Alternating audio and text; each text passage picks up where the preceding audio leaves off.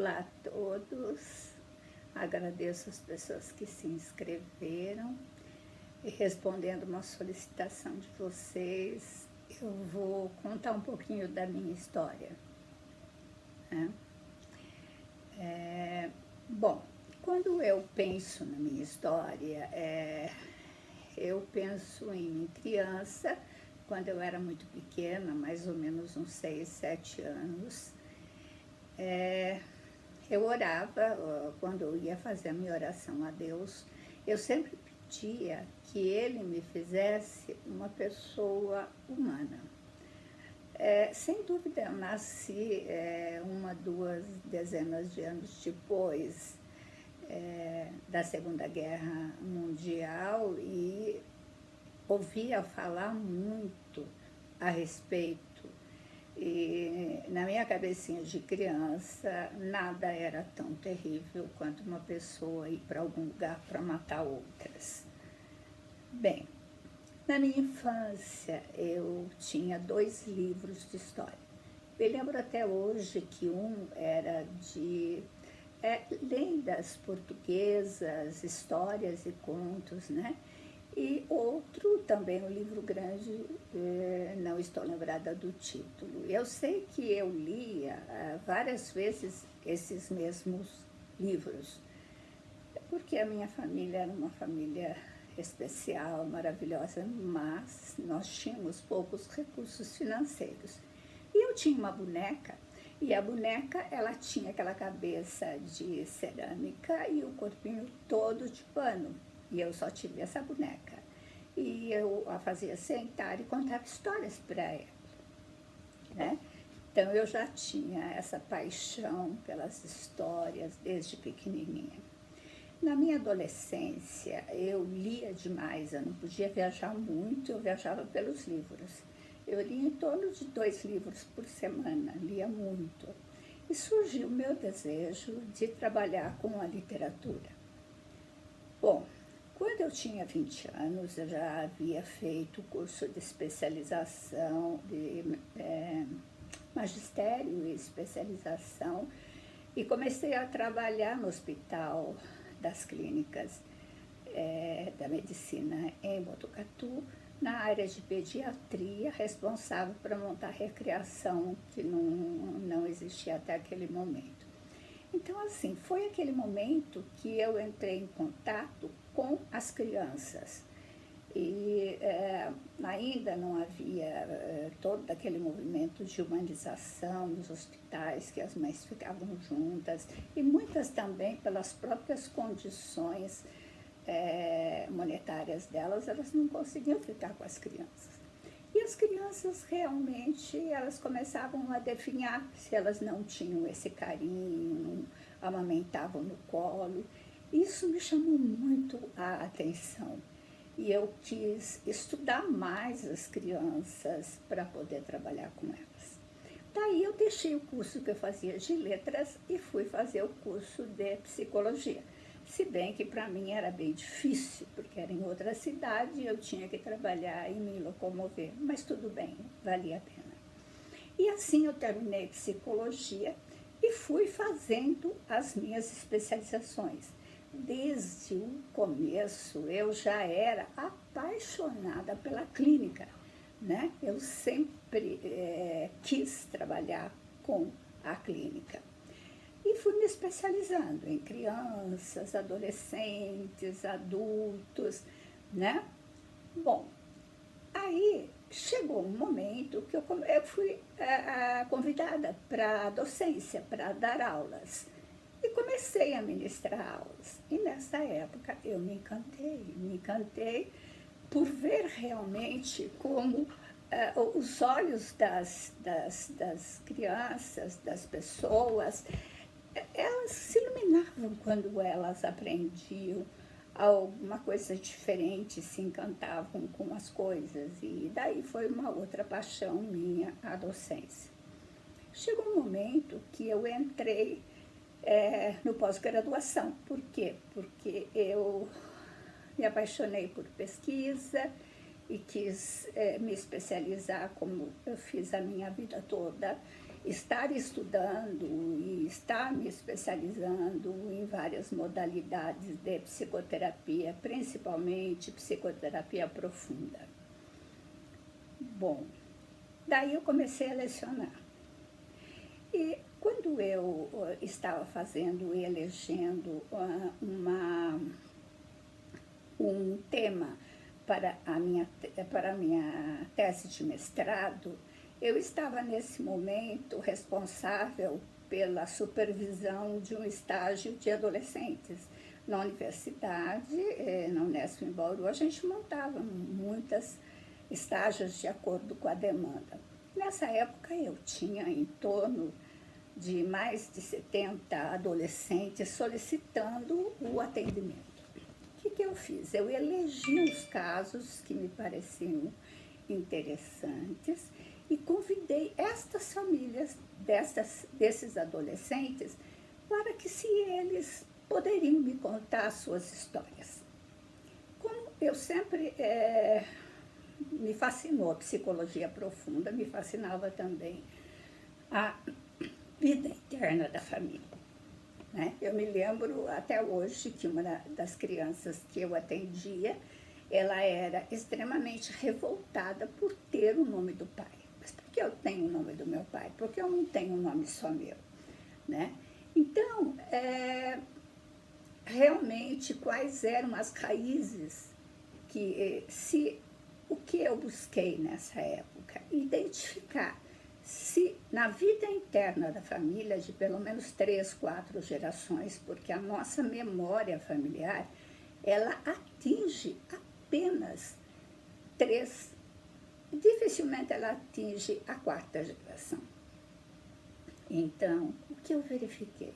Eu verifiquei que existia uma relação muito grande dos problemas apresentados pelos adolescentes e com a história familiar. A repetição de conflitos, a repetição de problemas é extremamente comum.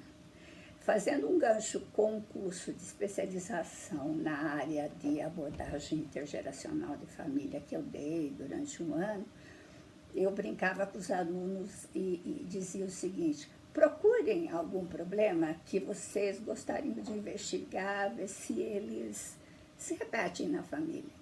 E interessante, a repetição da gravidez na adolescência, a repetição das pessoas, as situações de risco.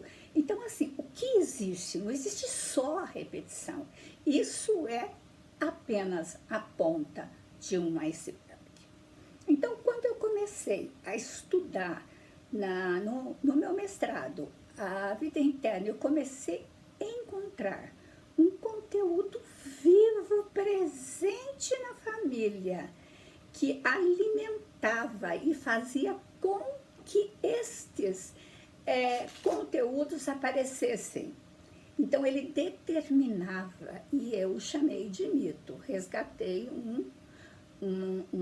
porque o mito, a concepção de mito não é da psicologia, ele é da filosofia. Então, resgatei essa concepção porque era uma das mais abrangentes. O próprio Campbell, que é estudioso maravilhoso da mitologia comparada, ele diz assim: o mito se assemelha à música das esferas. Por quê? Porque ele está abrangendo tudo. Bom, eu continuei. E isso foram muitos anos, mais de 10, 15 anos, e eu fui fazendo o meu curso de doutorado. Quando eu fui eleger um tema para pesquisa no doutorado, eu quis identificar como os mitos se encaixavam quando pessoas diferentes, pessoas de famílias diferentes se casavam. O que acontecia com esse conteúdo? O que acontecia? Como que sucedia essas determinações? E fui verificando justamente como depois, mais tarde, eu fui desenvolver a teoria do encaixe até o ajuste mítico.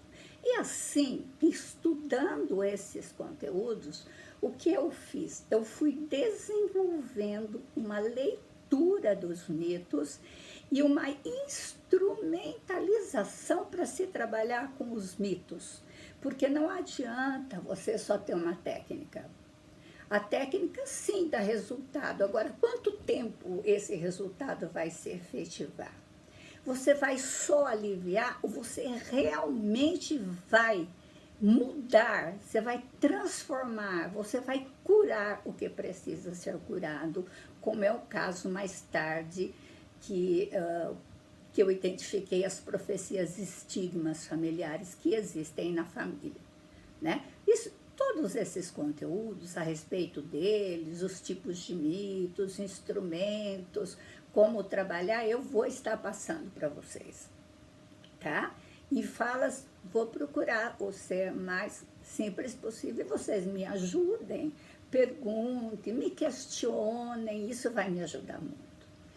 À medida que quando eu finalizei o doutorado, eu comecei com os cursos que eu dava de especialização nessa área, dentro da abordagem intergeracional de família, com a leitura mítica e o trabalho com os mitos, tanto de identificação como de cura do que realmente estava, dos mitos nocivos e desorganizadores que eles propiciam muitos problemas e sintomas na família.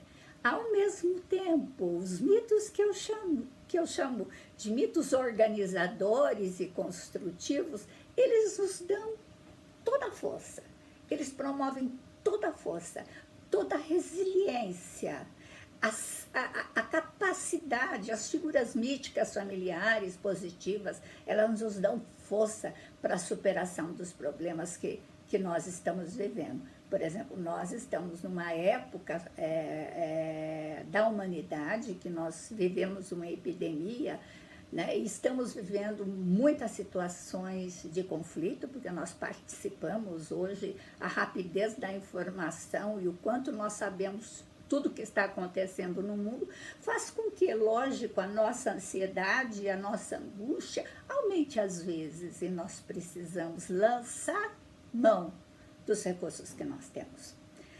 Bom, e aí eu comecei toda uma trajetória de estar desenvolvendo cursos presenciais. Quando realmente eu me afastei da Unesp, eu fui convidada a montar a clínica da Unip, então realmente orientando vários trabalhos, dei aula no curso de especialização da USP também. Então, veja, e comecei a dar cursos e workshops em todos os congressos que eu participei. Não só isso, ministrei workshops em muitos lugares do Brasil todo, desde Vitória do Espírito Santo até Passo Fundo, em Porto Alegre, não, no Rio Grande do Sul.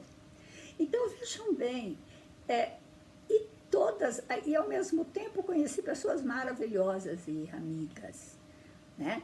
Então, o que aconteceu? Eu fui, durante todo esse tempo, ao mesmo tempo que fui pesquisando, atendendo, eu fui escrevendo. Eu tenho 3 livros que eu escrevi, realmente. O primeiro foi depois que eu terminei o mestrado, né, falando a respeito dos problemas dos adolescentes, o mito com relação aos problemas dos adolescentes. O segundo eu falo sobre casamento, mito e família. E no terceiro eu juntei muitas orientações de trabalho, desde os mitos dos imigrantes, até os mitos, as profecias e estigmas presentes. Nós fizemos um trabalho em presídio que eu orientei, e o que nós descobrimos? Muitos conteúdos que se repetem, e essas pessoas são predestinadas, às vezes, a repetir determinados comportamentos. E esse livro está recheado de conteúdos. O último, que se chama Desvendando Mitos. Então, eu elenco desde a repetição da violência doméstica, muitos trabalhos orientados, muitas orientações novas, muitas teorias, muitas maneiras de trabalhar com o mito. Continuo sim, né? Existe assim, acho que agora está saindo o último livro que eu fiz um capítulo a respeito das crenças transcendentais. Então eu colaboro com alguns outros escritores com um capítulo, né? Eu tenho acho que 3 ou 4 livros assim. Bem, eu disse a vocês que eu ia contar a minha história e que eu ia dizer para vocês por que eu estou aqui nesse momento montando esse canal no YouTube. Então, assim, eu sempre fui muito solicitada, as pessoas sempre me procuram. E como nós temos agora esse meio que facilita abrir o conhecimento para uma quantidade muito maior de pessoas, eu me perguntei por que não, né? Por que não? E assim, estou aqui agora, oferecendo para vocês o conhecimento que eu tive nessa longa jornada, né? Eu gostaria muito que vocês participassem comigo desse empreendimento. Vamos juntos. Se vocês gostaram da minha colocação, eu acho que nada se constrói sozinho. Nada. Nós precisamos, para todas as obras boas e benéficas para a humanidade, de muitas mãos, de muitos corações sintonizados. Então, se vocês gostarem, se inscrevam, participem, perguntem, solicitem que eu fale mais a respeito de uma coisa ou de outra. Vamos juntos. Um grande abraço no coração de cada um. Até a próxima.